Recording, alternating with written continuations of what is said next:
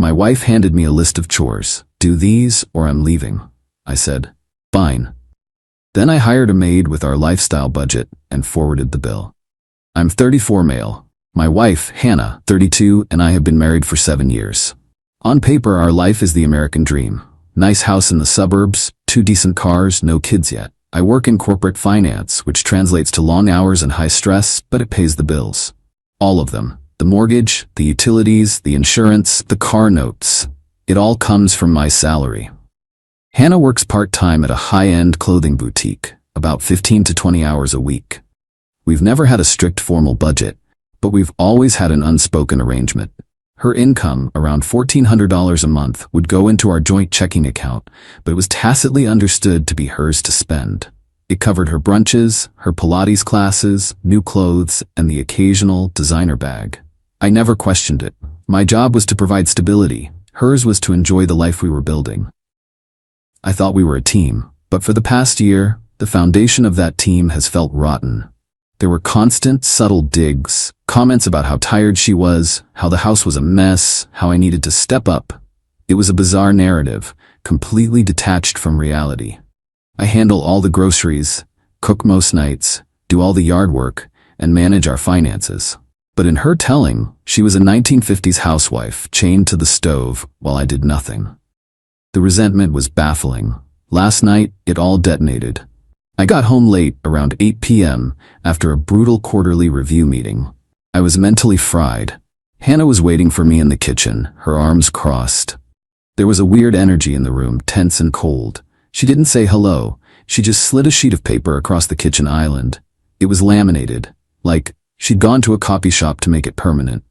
Arthur's mandatory weekly duties. The list was exhaustive, broken down by day. Monday, all laundry, clean both bathrooms. Tuesday, dust all surfaces, vacuum everything.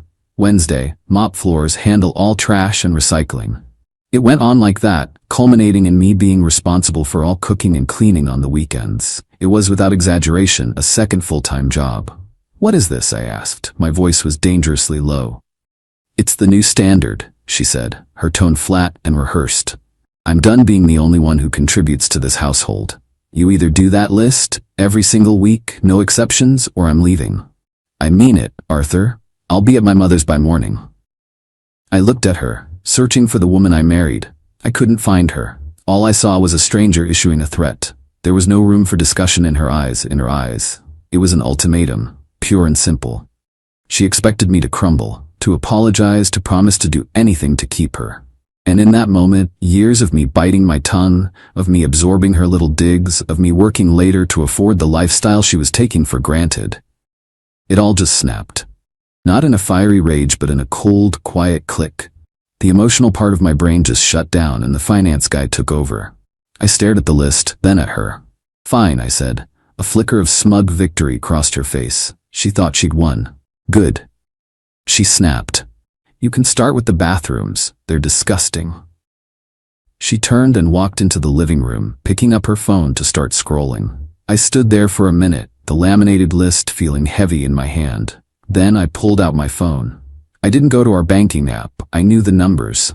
Her spending, our joint lifestyle creep, it was all swirling in my head. I opened Google. Full-service weekly home cleaning rates.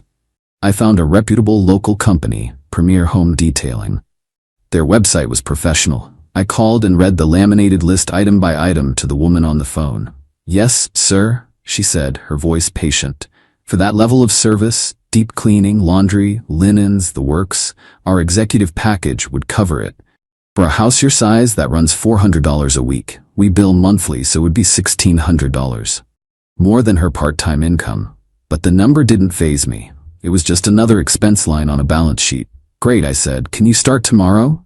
I booked it, paid the first month's invoice of $1,600 right then and there on our joint credit card, the one I paid off every month. Then I opened my messages. No grand email. That's not how real anger works. It's short, sharp, and brutal. I took a screenshot of the paid invoice from Premier Home Detailing. I sent it to Hannah. My only text was, problem solved. As you can imagine, our dining out entertainment budget is now zero for the foreseeable future to cover this new mandatory household expense. Teamwork. I walked into the living room. Her phone buzzed. I watched her read my text. I watched her click on the image of the invoice. I saw her brain work, the smugness dissolving into confusion, then into pure, undiluted fury. "What the hell is this?" she shrieked, jumping up from the couch. $1,600? Are you insane? "You gave me a list of mandatory duties," I said, my voice as cold as ice. "I've outsourced them. You wanted a solution. You got one. With our money? You can't just decide to spend $1,600. You just tried to leverage our entire marriage over a list of chores," I shot back. "I think that gives me the right to adjust the budget accordingly. You can't have a pristine house you don't have to lift a finger for and go out for cocktails and dinner 4 nights a week. You have to pick one. You already made your choice clear." She stared at me, speechless, her face crimson. She grabbed her car keys and purse. "I'm going to my mother's," she screamed. "I know," I said quietly as the door slammed behind her. "That was always part of the plan, wasn't it?" Update 1. It's been 2 weeks of the strangest silence I've ever experienced. I expected screaming phone calls, a barrage of texts. Instead, I got nothing. A strategic silence designed to make me anxious, to make me miss her. It didn't work. The clean house and the lack of constant low-grade criticism has been like a spa vacation for my nervous system. The first move came not from Hannah, but from her mother, Doris. She ambushed me with a phone call last week, starting with a syrupy, "Arthur, honey, how are you holding up?" before launching into a tirade about how Hannah is withering away from heartbreak and how I'm a cruel, controlling man for cutting her off. "I didn't cut her off, Doris," I said, pinching the bridge of my nose. "I reallocated a portion of our shared discretionary budget to cover a service she insisted was essential. She's welcome to come home anytime.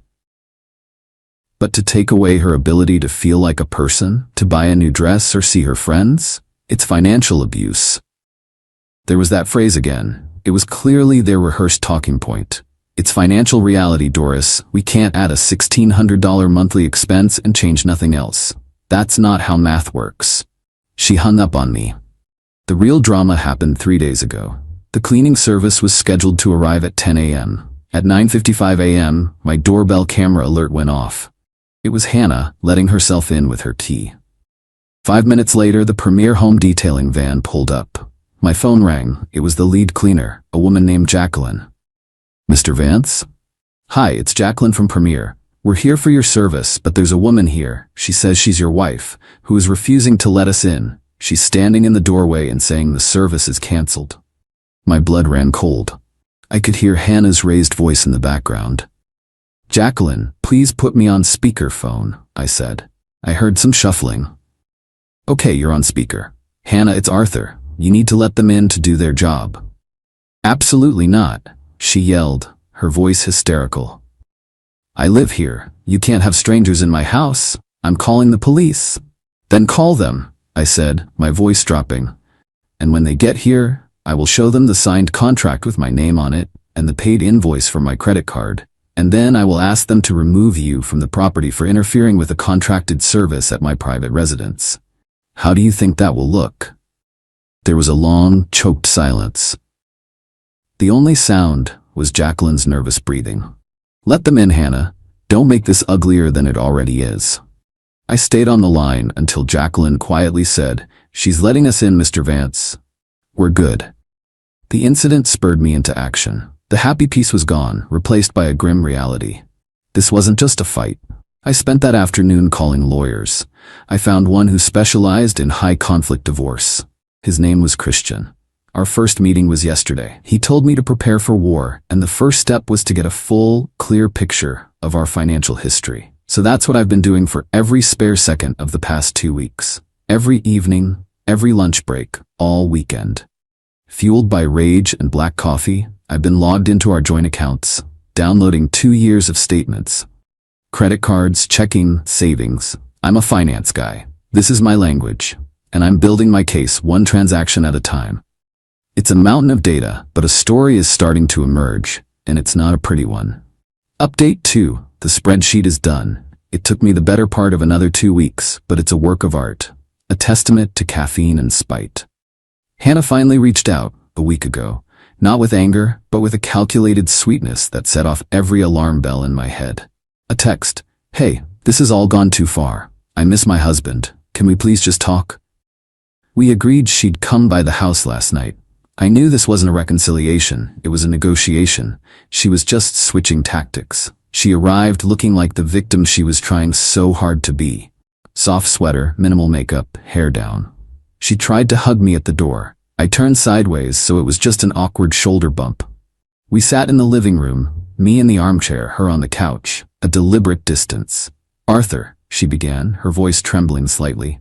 I was wrong. The list was crazy. I've been so unhappy, and I blamed you. I'm willing to do whatever it takes to fix this. Let's fire the cleaners. We'll go to counseling. We can make a new budget. Whenever you want. The offer was tempting. It was the easy path. But I knew it was a lie.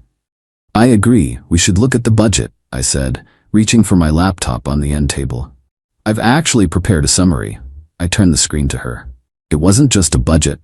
It was a 2-year financial autopsy of our marriage. It showed my salary, our core expenses, and then the big one, a category I'd labeled non-essential lifestyle spending. Her column was a sea of red, item after item, month after month. $220 at the Oak Room brunch, $410 at Style & Grace Boutique, $300 for a concert I wasn't invited to. I'd even tallied the totals. Our combined lifestyle spending averaged around $2,500 a month. Her part-time income of $1,400 didn't even cover it. My salary was subsidizing her social life to the tune of over $1,000 a month, on top of every single actual bill. Her face went white as she scrolled through the list. You're throwing brunches in my face? This is insane, Arthur. This is what a marriage is. No, this is what our marriage was, I said, my voice hard. And I needed to know why. Why the sudden ultimatum? Why the laminated list? It never made sense. I clicked to the next tab. It was a copy of our joint credit card statement from 2 months ago. I found the why, Hannah. I was going through the statements and this charge stuck out to me. I pointed to a line item. Charge date, 4/12/2025. Merchant, Bali Bliss Travel Co. Amount, $1,000. What is Bali Bliss Travel, Hannah? I asked, my voice dangerously quiet. She froze. I saw the calculation in her eyes, the desperate search for a plausible lie.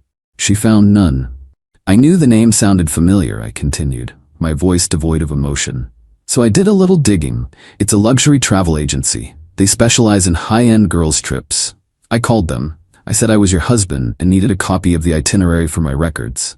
They emailed it right over. A lie, of course. My lawyer had a paralegal make the call, using a few clever tricks to get the information. But the effect was the same. I clicked to the final tab. It was the full itinerary. Bali Bliss Girls Getaway. A 10-day trip. With her 3 best friends, one of whom I knew was Catherine. Total cost, $4,800 per person. The $1,000 charge was the deposit.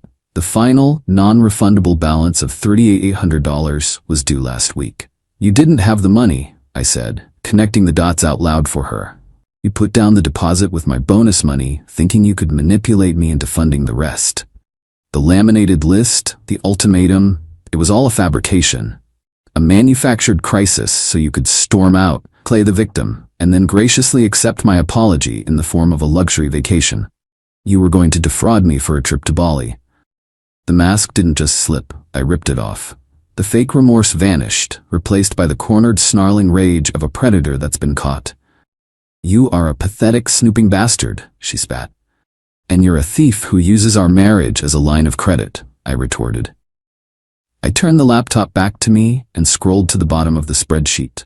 A final section, titled Post-Separation Financial Reality. It estimated her full-time income. It listed average rent for a 1-bedroom apartment, utilities, car insurance, gas, groceries. At the bottom in bright red was her projected disposable income after taxes and necessities, about $350 a month. This is your life now, Hannah, I said, closing the laptop. This is what pulling your own weight actually looks like. The cleaners are staying, and I've already paid the retainer for my lawyer. He'll be serving you with divorce papers at your mother's house tomorrow. She didn't plead this time. She didn't bargain. She just stared at me with a look of pure, unadulterated hatred. I will take you for everything you have, she hissed. No, I said, standing up. You won't. You already tried. Final update. 10 months. That's how long it takes to dismantle a life. The divorce was finalized 3 weeks ago. It was not a clean or quiet process. It was a grinding, expensive, and soul-crushing war of attrition, waged through lawyers. Hannah, true to her word, tried to take me for everything. Her lawyer was aggressive, painting her as a downtrodden wife who sacrificed her career for my benefit and was now being cast aside. They demanded permanent alimony, half the house, everything. My lawyer, a shark named Christian, was worth every single dollar. He countered with the spreadsheet, the detailed, 2-year breakdown of her spending versus her income.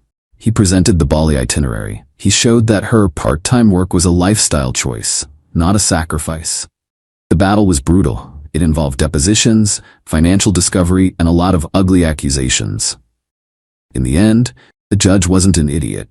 The final settlement was a brutal reality check for Hannah. The house was designated my sole property, as it was purchased before our marriage. A fact my lawyer dug up that I'd forgotten was legally significant. She was awarded 6 months of transitional alimony, a pittance compared to her old lifestyle, and half of the liquid assets we'd accrued during the marriage. After my legal fees, it was a substantial check, but it's a one-time payment. It's not a permanent subsidy. Doris remains a low-level annoyance. She leaves me a rambling, angry voicemail about once a month, which I delete without listening to. Hannah tried to run a smear campaign on social media, but it's hard to maintain the image of a glamorous victim when you're not living a glamorous life. Most of our mutual friends just went quiet, not wanting to be caught in the crossfire. From what I've heard, Hannah and her mother used a chunk of the settlement money as a down payment on a small condo on the far side of town. Hannah got a full-time job, an office manager at a dental practice. She's not destitute, but her world of spontaneous luxuries has evaporated. She's living a normal, middle-class life, and to her, it's a prison sentence. As for me, I'm okay. The process left me lighter in the wallet and heavier in spirit. It's hard to go through something like that and not become cynical. The house is still mine. Premier home detailing still comes every Tuesday like clockwork, but the house feels different now. I took down the generic art she bought and hung up posters of national parks. I bought a proper grill, something she always called an eyesore. I'm slowly, deliberately reclaiming my space, my life. There's no triumphant feeling of victory. There's just quiet. The quiet of not waiting for the next passive-aggressive comment. The quiet of a budget that makes sense. The quiet of a home that is a refuge, not a battleground. My lawyer told me that a successful divorce isn't one where you win, it's one you survive. I survived. And in the quiet moments, I'm starting to realize that's more than enough.